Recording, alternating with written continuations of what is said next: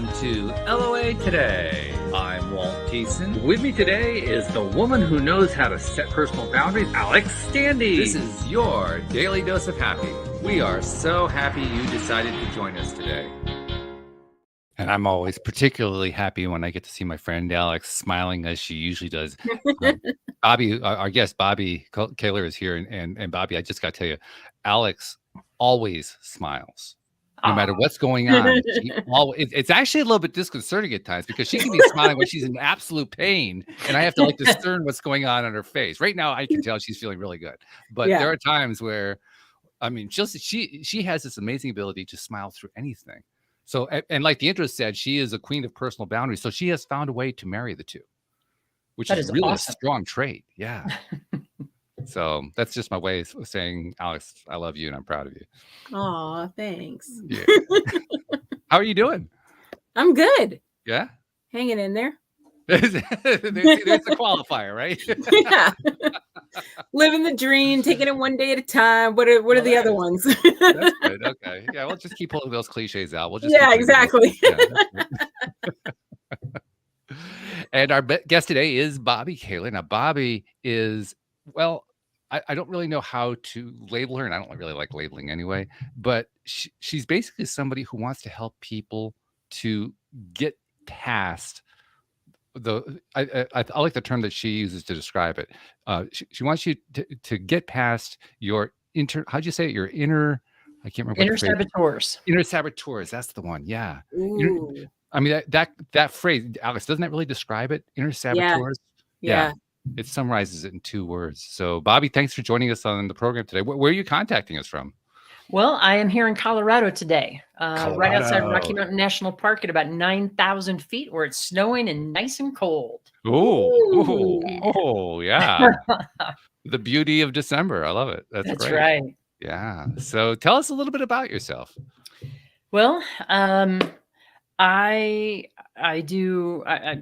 Basically, I guess the best way to describe me would be to say that I'm a self-leadership coach. Mm-hmm. I'm also a podcaster, a speaker, a writer, and I delve into self-leadership, which is all about being very intentional about how we're constructing our lives, directing our thoughts, our actions, our mindset, our behaviors towards an intentional goal. And I think that I got set on this path very, very early in life. When I was about 6 years old, the school that I attended told my parents that I had catastrophic speech problems and that I would never. Wow. Catastrophic. Yeah. Wow. Not just speech problems. If I'm going to do something, guys, I'm going all in. So it was, but in this speech, that pathologist, he told my mom, he's like, she's never going to talk correctly. Never. Geez. And my mom, when she told me what he had to say, she gave me a big hug and she said, but we're not going to listen to him because you never let someone else tell you what you can or cannot do. What a great mom. Really, right? And so what I learned from her over the years, like I would struggle to say words and I'd say, oh, I can't say that. And she's like, no, you can't say it yet. And I think because of that experience, that put me on the path of wanting to help other people, So I think that's really, kind of where it all began for me was in childhood and just seeing that effect that it had on me, because she could have just said, yeah, you know what, you're just going to have this issue and too bad. But thankfully she didn't. Well, apparently it worked what she was doing, because you're speaking better than I am today. I was stumbling all over the place a few minutes ago. You're just coming out nice and clear. So, whoa. Well, thank you. I'm always hyper aware, though, when I say a word wrong. I think when you've had speech problems at a point, you're very aware of it. But thank you. I'm not hyper aware. I'm aware of it. I just get pissed at myself and move on. Love that. It's fun how we have to deal with this stuff, but that's part of what it is with life. I mean, you're no exception. Every single guest who's come onto the program has something in their past that, in some cases it's a crash and burn. In other cases, in your case, was an impediment, various things that get in the way. And amazingly, they always turn into a new superpower that kind of emerges. Mm-hmm. That's right. If you're going to summarize what your superpower is that has emerged from that experience, how would you describe it? What would you say it is? I help people really tap into them at their very, very best. Okay. That's what that is. And I think it's really about seeing your own potential. And And it's funny that you said that. So the thing about, sometimes that brings that out. When I was in 8th grade, because I had these speech problems, I hated speaking in public. I mean, obviously I still had speech problems, and who wants to? Gee, I wonder why. I mean, yeah, when you make, it's so much fun. Oh, And, yeah. so, you live for that one. yeah. Well, why not? So I challenged myself, and I thought, okay, I'm going to take a speech class when I go to high school. And so my speech teacher was Mr. Jordan. And I gave my very first speech, and it was a train wreck. And I'm not being hard on myself. That's an honest assessment of my performance. And when class ended, Mr. Jordan said, "Hey, Bobby, can you stick around for a few minutes?" And I thought, oh my God, I've done so bad. He's going to tell me not to come back. And as luck would have it, he was also the coach for the speech and debate team. Oh. And so he said to me, he said, "Have you ever thought of joining the speech and debate team?" And I just remember looking at him, and I thought, were you in the room? And he kind of laughed, and he's like, yeah, he goes, "It wasn't very good, but," he said, "you've got potential." Wow. And he said, "With your potential and my work ethic," and he said, "your work ethic and my coaching," he said, "I think you can really do well with this." Wow. And that was, isn't that Talk amazing? I mean, how lucky was that? Potential. I mean, that's like, I sense that goes way beyond a teacher having concern for a difficulty that a student is having. He was seeing something. Yeah. Yeah. He was special though. And I was so lucky to have someone like that in my life, and I have a number of those people. So yeah, even though it was on one hand, you could say, well, it was bad to have a speech problem. On the other hand, look how it helped people show up for me. Yeah. Right. Alex, as you're listening to this, your high school years weren't all that wonderful either. Well, later on, I guess perhaps more than high school. But when you hear her story, does it relate to yours? Do you feel like there's a connection going on there? No, my high school experience was great. What are you talking about? Well, I all right. It was after the high school. I'm sorry. You're right. It was what, early. Yeah, 20s. yeah, that's true. That's true. Sorry, I timed it wrong. My mistake. I was like, See, wait. once again, I'm putting my tongue in front of my eye teeth and screwing up again. This is crazy. Can't see what I'm saying. I see what you did there. Yeah, It was really bad, but I had to do something to climb out of that one. Oh. But seriously, going back to your early 20s, do you see a similar story going on with what Bobbi was telling? In a way, yeah. Because when I was, what was it, 22? Nope, 24. I was diagnosed with autism. At 24. Exactly. Wow. Right. So that's what we're talking about. Wow, Alex. So it's like it shakes you, because it's like, okay, so now my whole life makes sense, but also too, the ableism that was going on growing up, it's crazy. Yeah. Wow. That's amazing. At 24, is that unusual to be diagnosed at that age? Yeah, but then I found a bunch of other people that were late diagnosis, and they're in their like 50s, and they're just getting their diagnosis. Wow. Man, anything that rocks your foundation a little bit, I think, is always tough to process a little bit. Yeah. Wow. Man. So when you got that diagnosis, give us an idea again. I know we've talked about this before on the show, but give us an idea again of how did you end up managing it? What kind of help did you get to manage it? Luckily I was in therapy at the time, so the transition was a little easier, and I got diagnosed by a psychiatrist who I'm still with, and he just stuck with me and walked me through the whole process and everything. So it was a smoother transition than it could have been.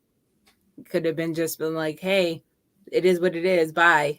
But they held my hand. So yeah, man, having the right person there with you makes a huge difference. Yes, it definitely does. That's what I was thinking of. That's what I was trying to tie together very poorly, but that was it. Yeah.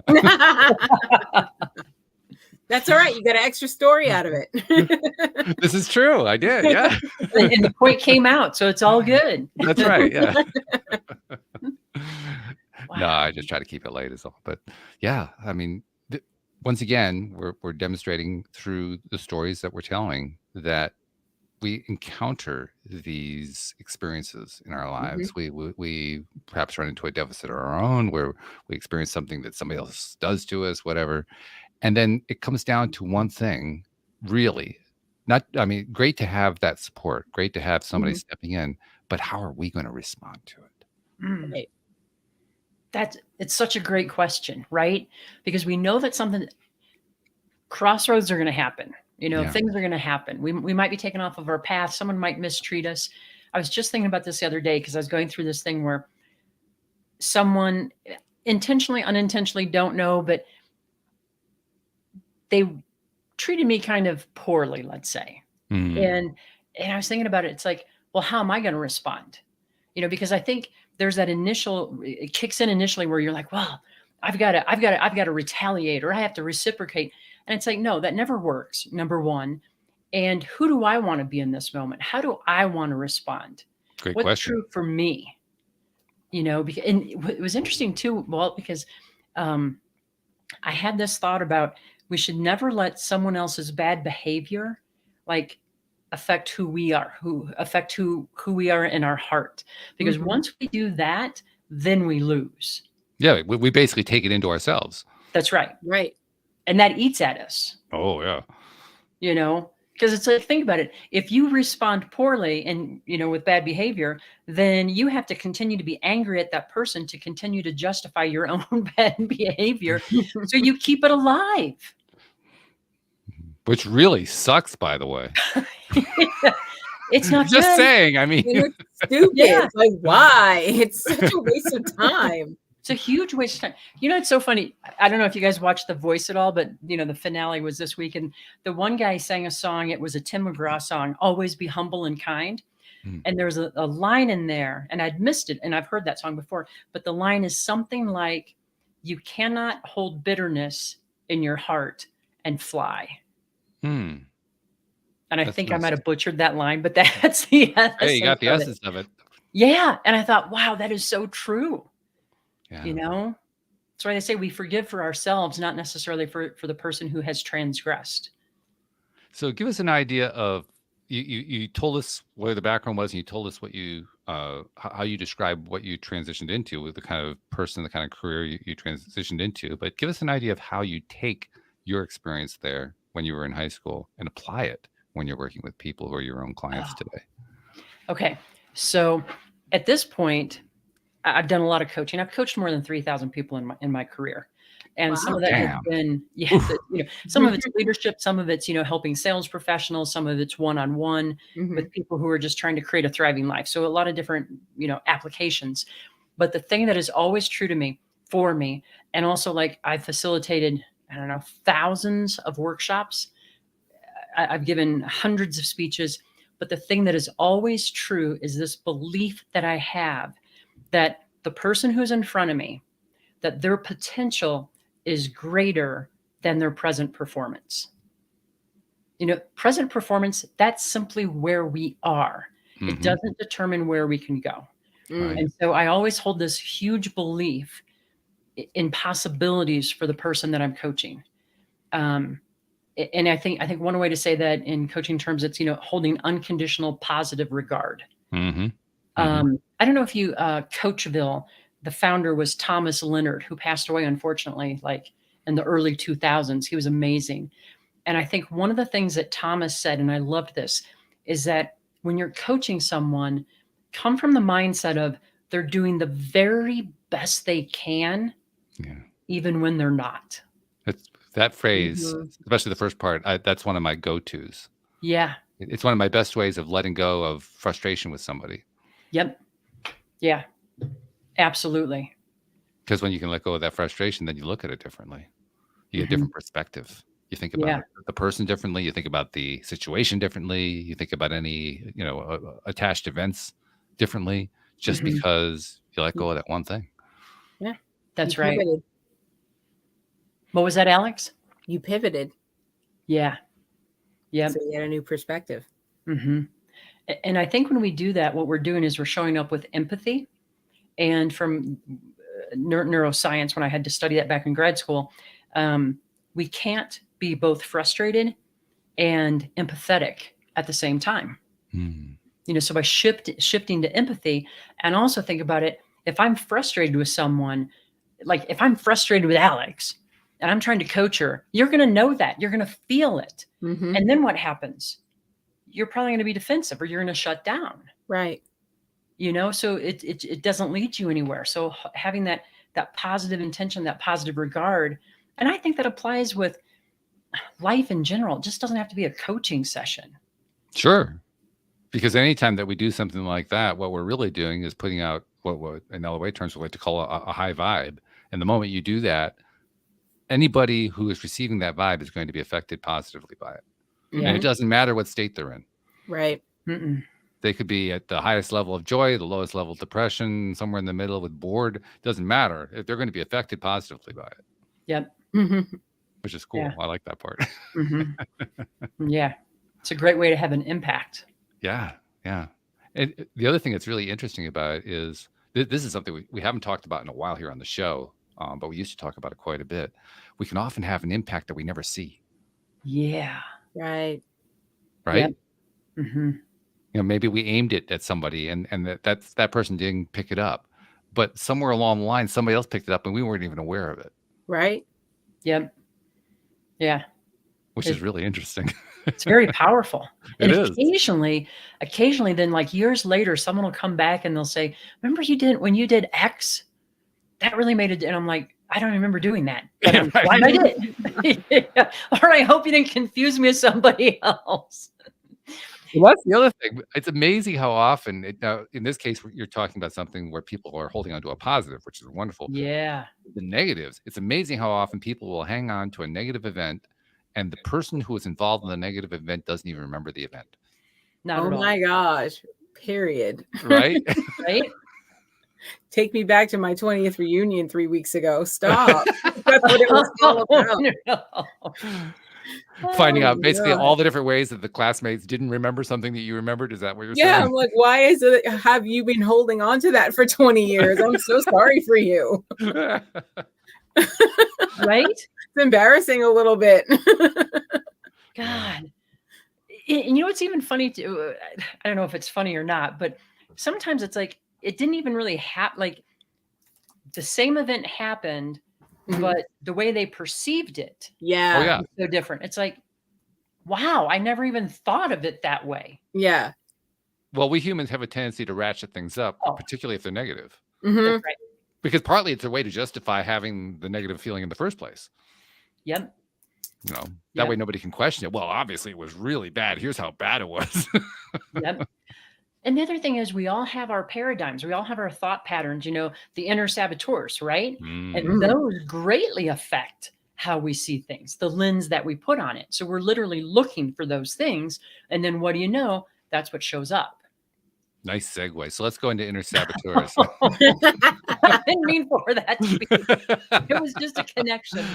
That's the way it works around here. That's why we leave the conversation free form. We never know where it's going to go, but interestingly enough, it always goes where it needs to. So here we are. Tell us about inner saboteurs. Okay, so inner saboteurs. Think about it this way. Those are our automatic ways of thinking, feeling, and responding. And they're ingrained. They start in childhood, and they form very well-worn neural pathways. That's why someone will say, "Oh, why did I act that way?" Because it's automatic. We're not even thinking about it anymore. And so what the researchers have found is that there are 10 different inner saboteurs. There's one that's universal, and that's the judge. And the judge can be of ourselves, which we all have that one, right? Some have really, really terrible inner judges towards themselves. It can be judges towards others and judging of circumstances. And that's why, it's hard for us to be happy. It's always that I'll be happy when type of thing. So that's the universal one. And then there are 9 accomplice saboteurs. What's that? 9 of them. 9. Yeah. And it's all based on the research of Shirzad Chamine. He is a lecturer at Stanford. And if the listeners, there's a book called Positive Intelligence. It's a fabulous book. It all lays it out. But so I can tell you the 9. And as I do this, just kind of like, they're pretty self-explanatory, but think about how they would apply to you or people that you know, right? So the first one is the avoider. Okay. The second one is the controller. Has to have control of everything. Yep. Then you have the hyperachiever, the hyper rational. No, everything's logic, no emotion. The hyper vigilant, which happens to be one of my big ones. Then we've got the pleaser, the restless, the stickler, and the victim. And so we have typically a combination of, we all have the judge, and then a combination of typically 2 to 4 of these. Some people do have more. That's interesting. That's really interesting. The reason I say that is he put, I'm not sure which way it is, but he put victim in a separate category from many of those, and then you describe how they go together. And in my mind, a lot of them, the victim just goes with it automatically. The idea that they're separate is really an interesting idea to me. One that I hadn't really considered. Yeah, because not everybody has the victim separate. Actually, one of the things he said, this was in one of his the courses I took. He said, while the judge is universal, some people don't have the victim, but typically some form of the victim does show up. Yeah. It might not be as strong as it is in others. Sure. Just like the restless is another one that shows up in a lot of people, even if it's at a very low level. And that's why people are like, I got to jump from this thing to the next thing, to the next thing, to the next thing. And it's hard for us to really be present in the moment. It's not universal, but it's one of the more common where it shows up in a lot of people. One of the ones you mentioned was the pleaser, which I interpret as the people pleaser.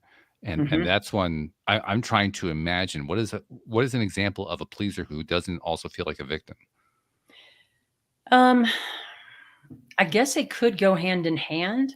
The pleaser, though, it manifests a little bit differently, because like a pleaser will get upset, like, wow, I did that, and they're not reciprocating.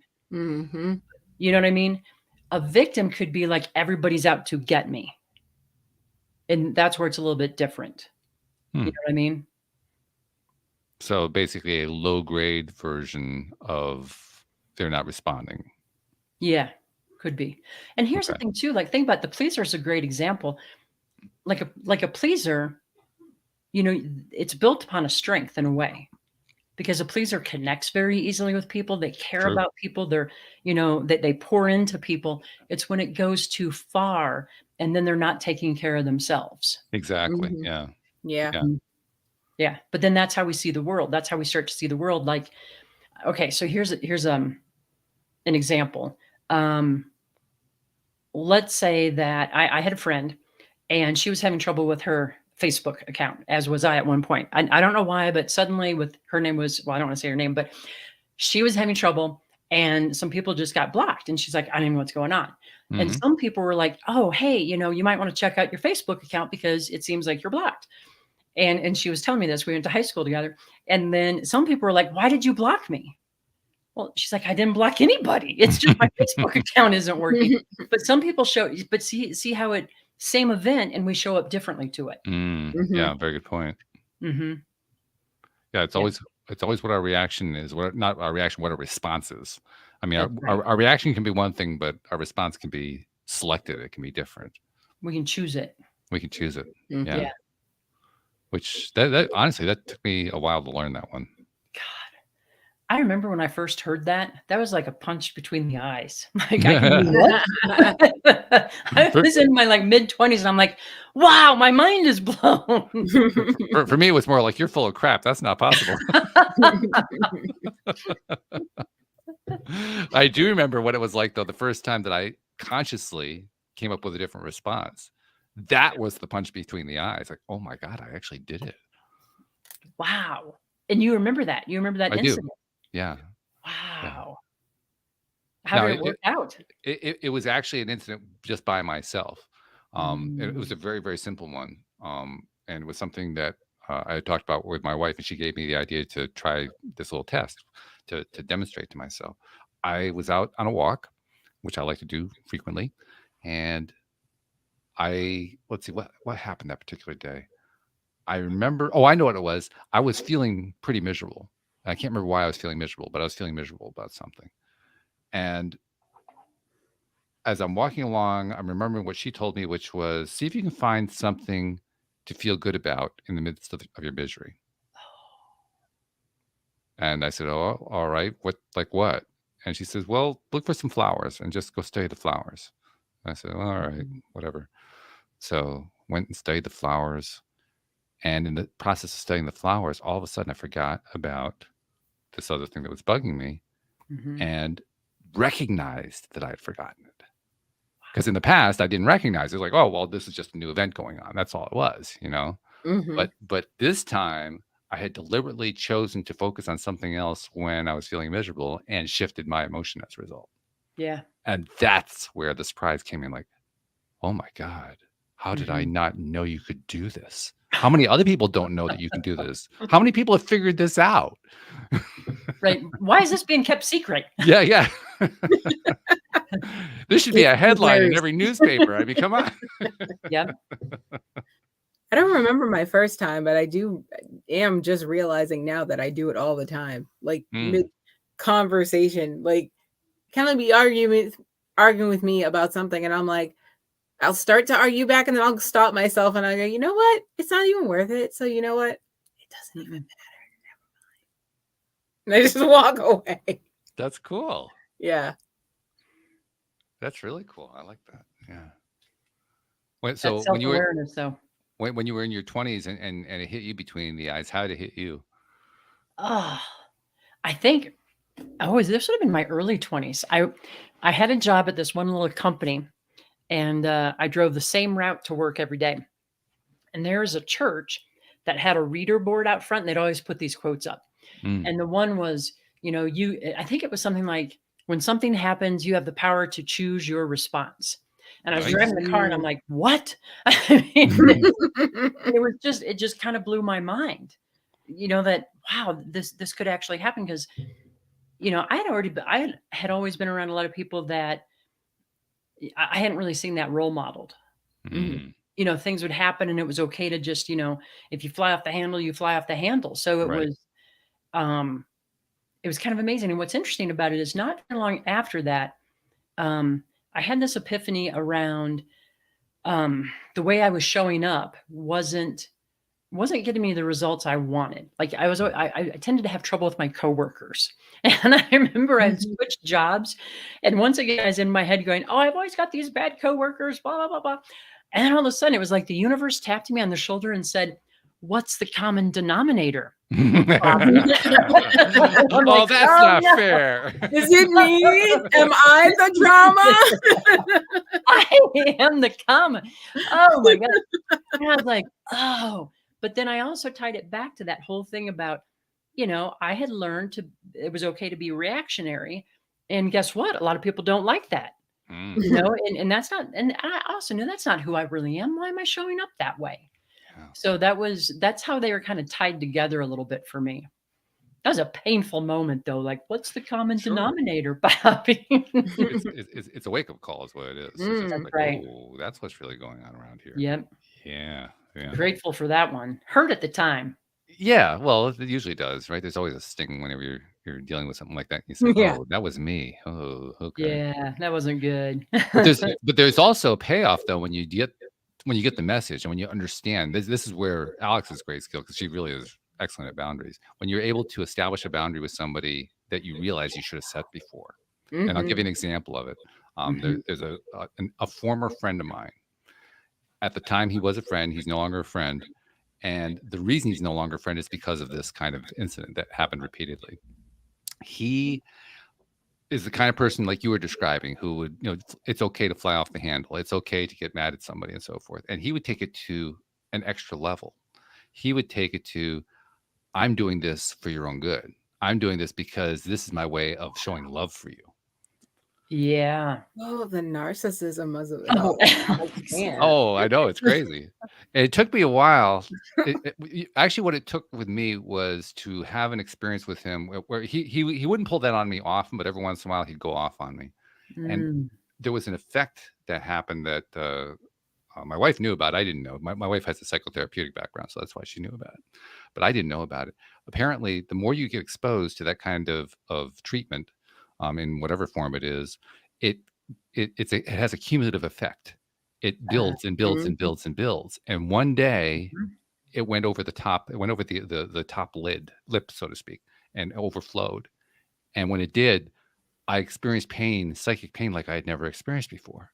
It was a total and complete surprise. I never experienced anything like that. But it also did two things. First, it gave me the impetus I needed to break the friendship. And the second thing that it did is it helped me to understand his personal history. Because in his personal history, he was divorced. His ex would never talk to him. He had 2 sons. His 2 sons would never talk to him. He came from a company where I used to work also. The people who owned the company wouldn't talk to him. Wow. And now I wasn't going to talk to him. He had a long history of alienating people. And every step along the way, whenever it was presented to him how he was alienating people, he said, that's not me, that's them. He refused to accept ownership for it, which is why everybody kept cutting him off. So it's the whole world, not me. It's everybody else. Apparently. Yeah. There is no common denominator here. No. Man, when you start to see a pattern like that. Yeah. Right.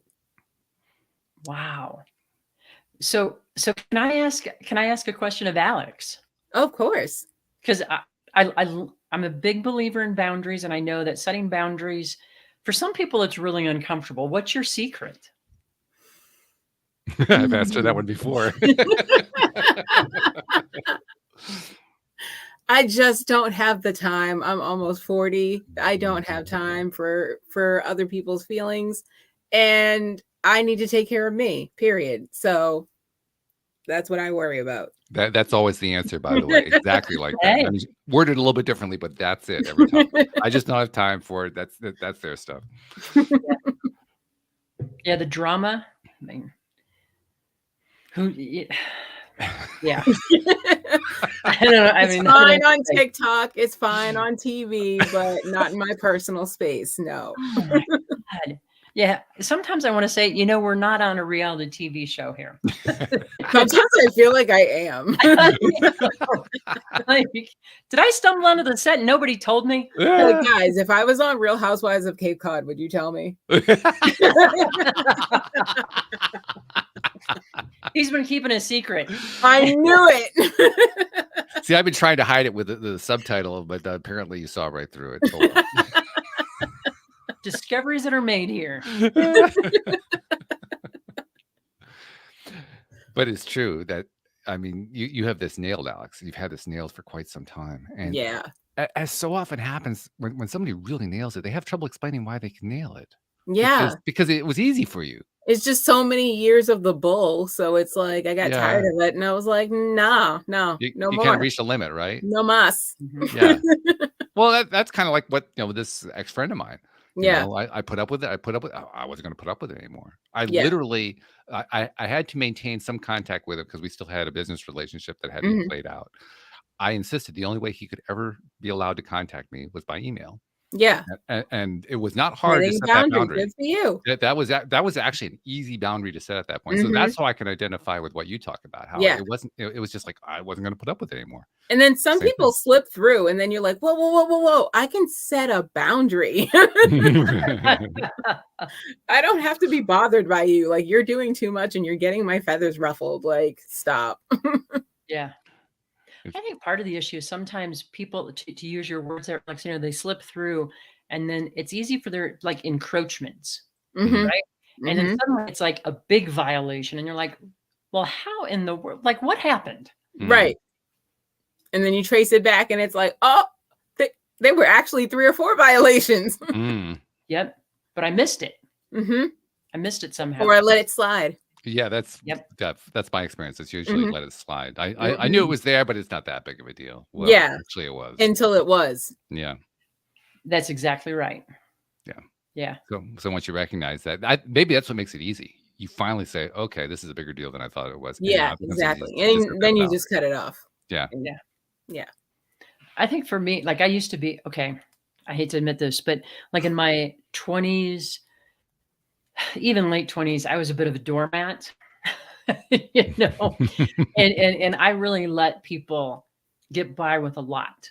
Mhm. And one of and ironically, this is one of the most powerful things that I ever had to do is, my mom, I loved her very dearly. She passed away in 2008. And, but she had we believe some kind of psychological issue where sometimes she could be pretty mean spirited. Like she could say some really nasty things. She could be physically violent. And I remember I was in my early 30s and she would call and leave me these messages on my answering machine. And if friends were over or whatever, they'd be like, "Oh my God, that's vile." Or she'd send me emails at work and my coworkers would see them and they're like, "My God, this is hurtful. It's hateful." And finally I had to have a conversation with mom and I said, "Hey, I love you very much. I want to have a healthy relationship with you and this can't continue." Good for And you. and I'll tell you what, Alex, after that, it's like if I don't allow my mom to mistreat me, Period. that no Exactly. because if anybody's going to get to mistreat me, she had, probably within her. Exactly. You know what I mean? But it's like, no more. It was the same for me, but with my father. Oh, Yeah. So interesting. exactly. If I'm not going to let my father talk to me that way, you're sure not going to. And it's like, you don't have a chance. Not today or tomorrow. Yeah. So we can relate there. Right. Yeah.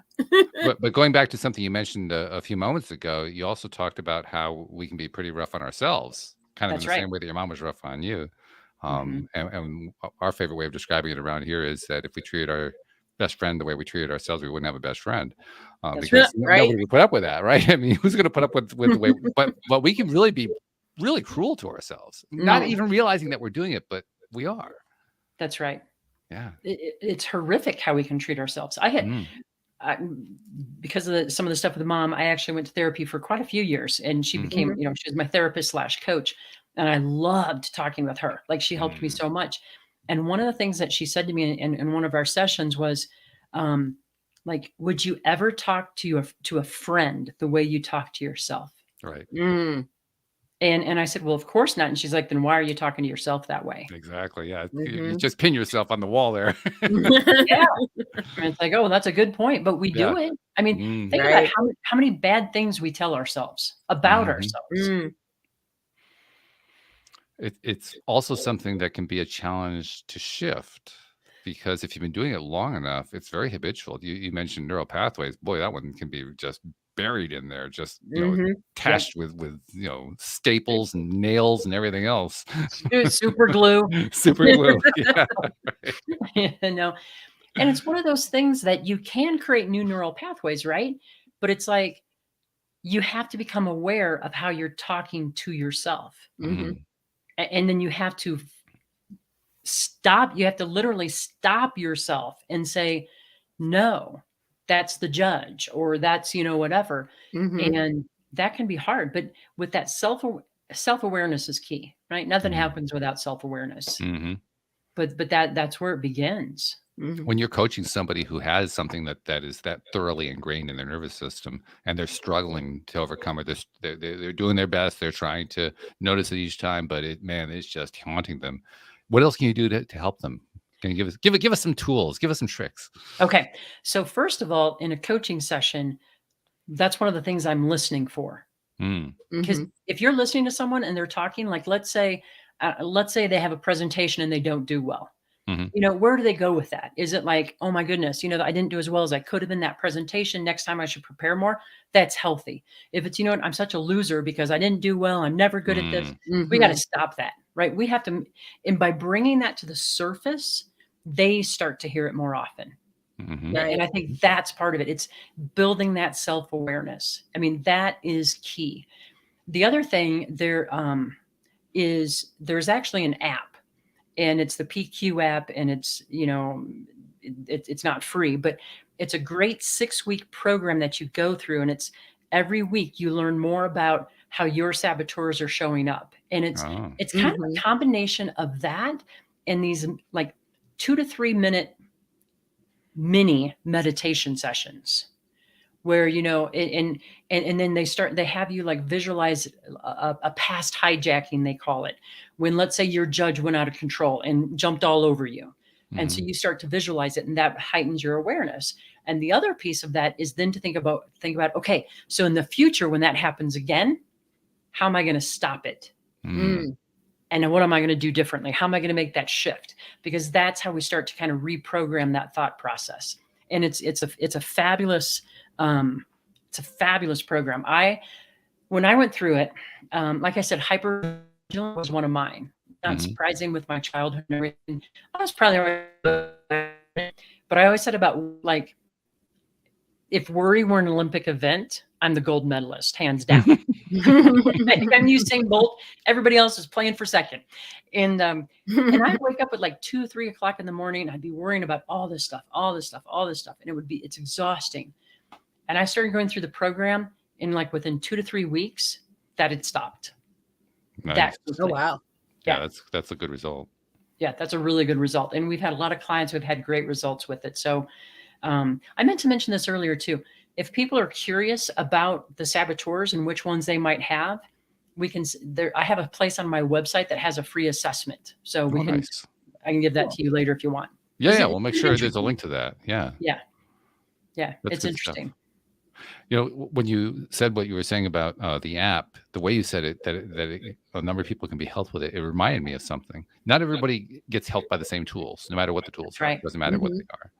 And in this case, I'm thinking, well, the options that we're presenting so far are, on the one hand, there's the app, and the other hand, there's dealing with a coach.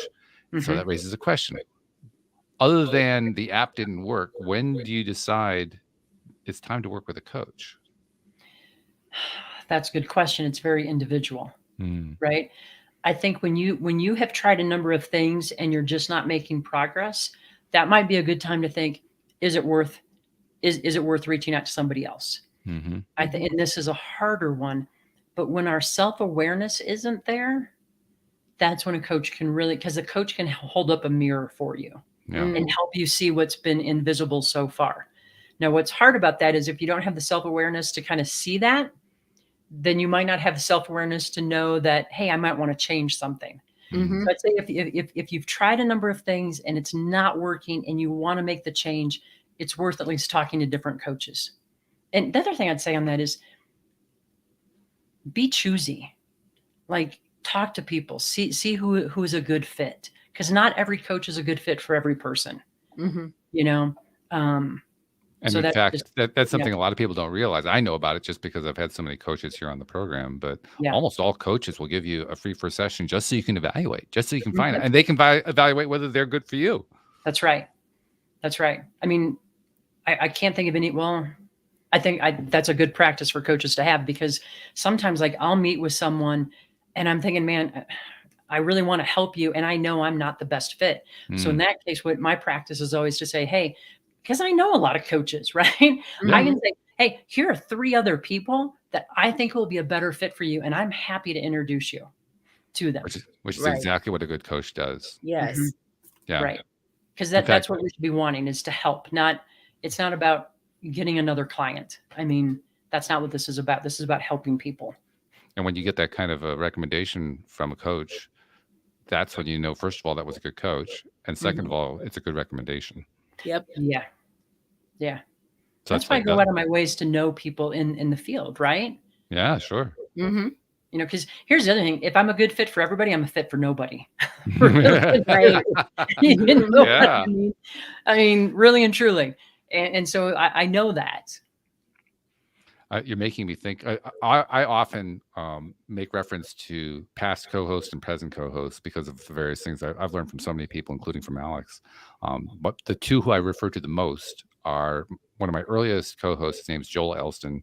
By the way, Alex, he was on the show yesterday. I got a chance to have a show with Joel. Yeah, which is pretty cool. And the other is Cindy Chavez, and both of them were with me for a number of years.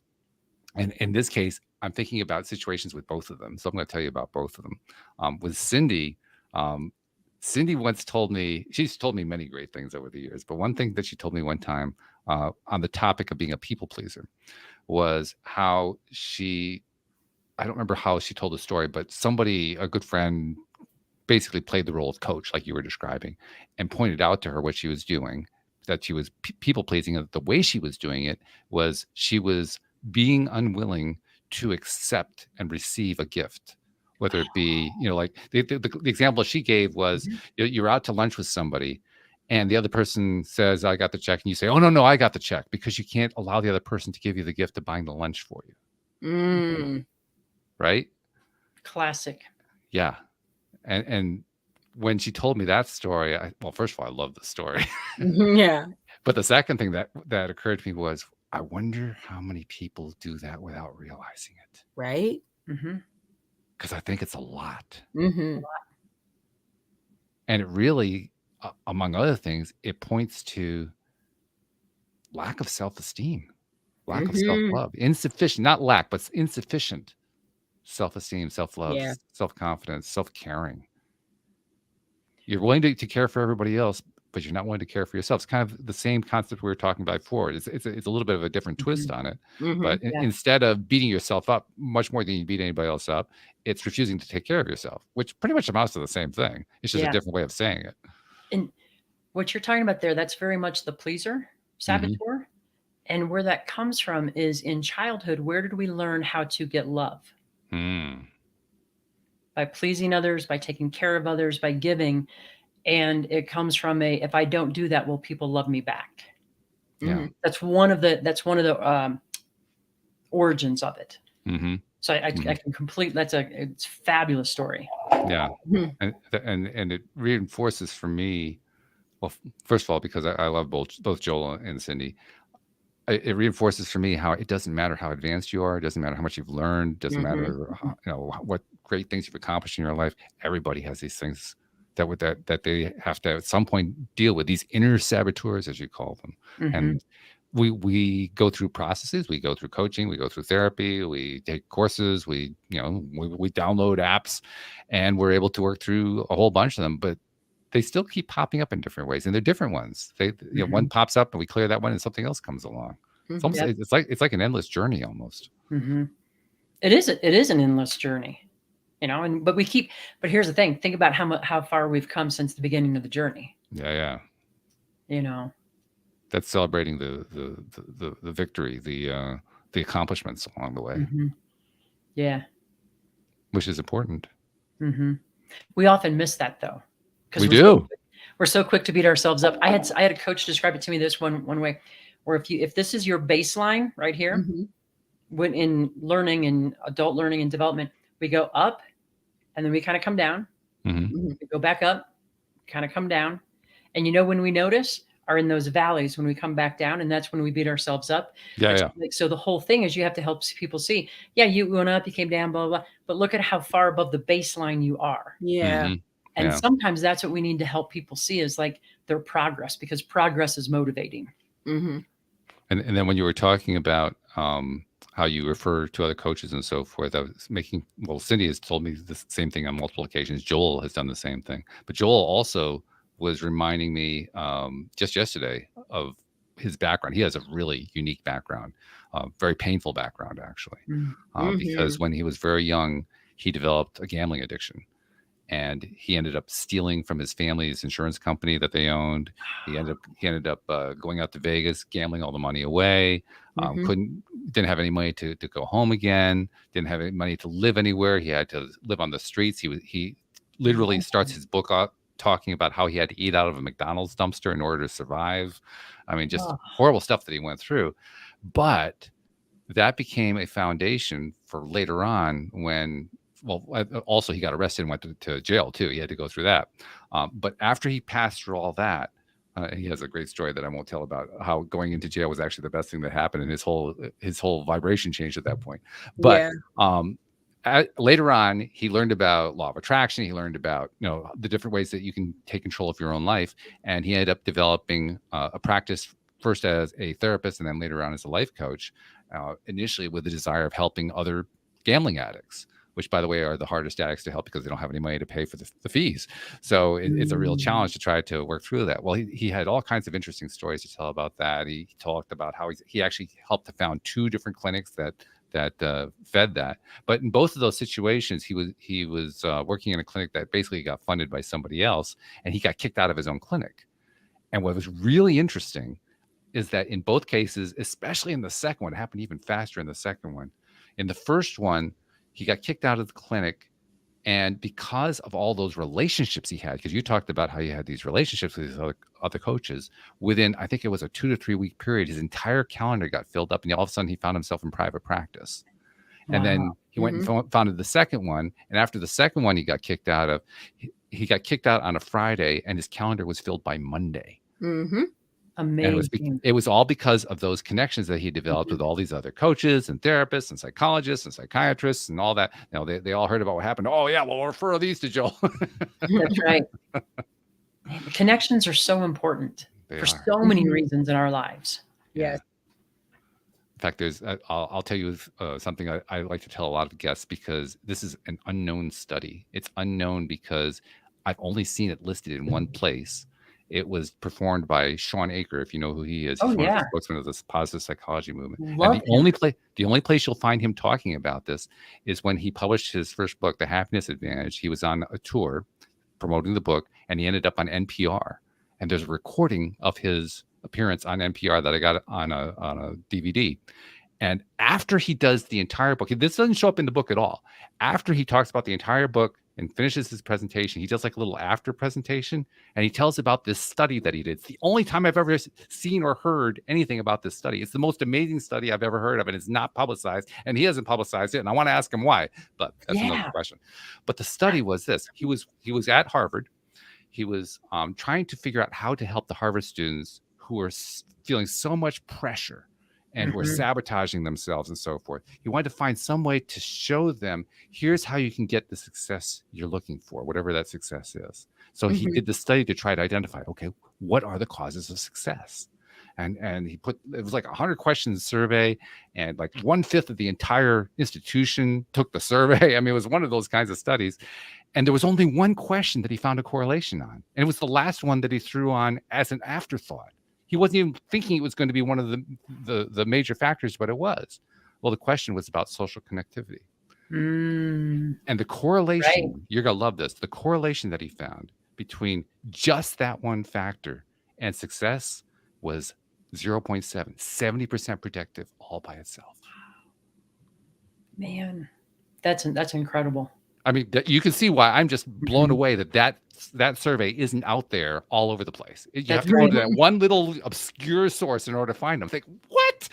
Everybody should know about this. This is important. Should know about that. Yeah. I mean, think about it too. Like connections, it's great for our success that way, but also like in terms of our happiness, our longevity. You know, the social connections. I saw something on LinkedIn today, and it's something I've seen in other places, like, I don't know, the Journal of Positive Psychology, about as we age, social connections is one of the things that's one of the most powerful things for our brain health. It keeps us healthier by being connected. And think about what's happened in COVID and with social media. I think it's easier to be less connected, you know, because like, oh, I went on and I liked somebody's post, but that's not the same as like picking up the phone or having lunch with somebody. I mean, it's okay, but it's not the same. You know, wow. I'm with you though, Walt. That study should be out there. It should be out there. That's like that's huge. That's huge. And what you just said reminds me of something. What was it? It was oh, I know. It came from a movie. In the movie, one character is talking to another, and the character he's talking to is a young girl in her teenage years, and he says to her, "Would you rather have 100 Instagram friends or 5 real friends?" And what a great question. Yeah. How did she answer? She answered 5 real friends. Oh, good. Okay, good girl. Wow. But I mean, how often do people think about that? Mm-mm. You know? No. It's so easy to judge ourselves based on social media. Yeah, it really is. But it's also an opportunity. And this is where I find such joy in it, because it's hard to make that connection, but now the connection's right in front of everybody. They can't avoid it anymore. And so eventually it bites them. Eventually, in some way, it shows up, and they have to say to themselves, well, which way am I going on this one? Yeah. They have to make the decision. And usually in the midst of some, really miserable situation, but because that's the way we tend to bring up these dramatic situations, but still have to face it at some point. And that to me is great because that's where their growth is happening. Yeah. Wow. Great question. Hey, we're running out of time. I want to make sure we get some information from you. First of all, you told us about the what is it? A survey? What's the thing? It's called the Saboteur Assessment. The assessment. Okay. Saboteur assessment. So to find that, it's just on my website, which is bobbykahler.com, and then / resources.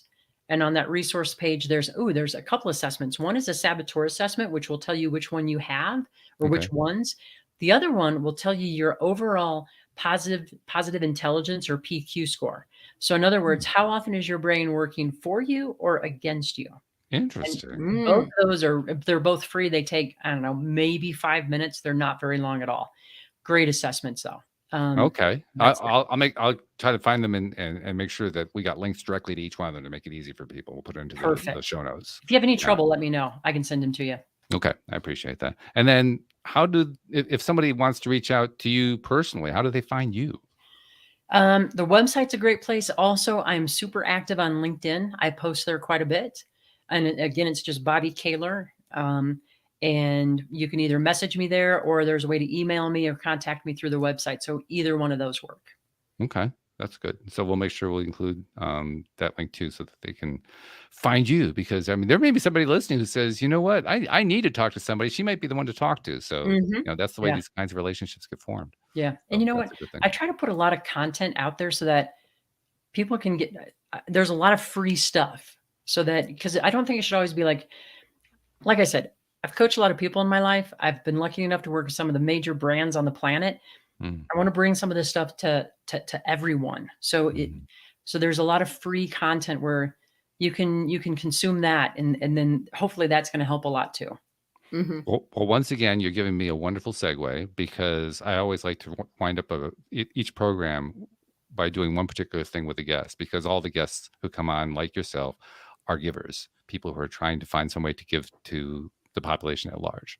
And the way I like to do it is to recognize something that doesn't get recognized. So there are many people, thousands probably, who have heard you on a podcast, or they read something that you wrote on your website, or they picked up some sort of content that you created, and they listened to it or read it or whatever and got something, and it helped them in some way that you'll never find, because you'll never meet them, you'll never see them, but you helped them. So on behalf of all the people you've never met and you never will meet and you never have seen and you never will see, who you helped without knowing about it, thank you on their behalf. And thank you for what you're continuing to do. Thank you. I appreciate that. It's nice encouragement. Yeah. Well, I think it's important, because we skip over that. Yeah. Yeah. And it's almost immeasurably important. So that's why I make it a practice. We got to make sure everybody who's a giver hears that message. I love that. Thank you. Yeah.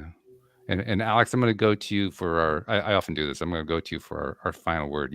I want you to kind of tie everything up in a bow here in terms of what we've been talking about, which is always hard to do. But if you found one way to express, this is the takeaway message for today, what would you say that takeaway message is?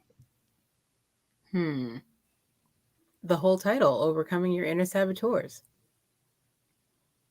She's always very concise, right to the point. Why waste words if you don't need to, right? Right.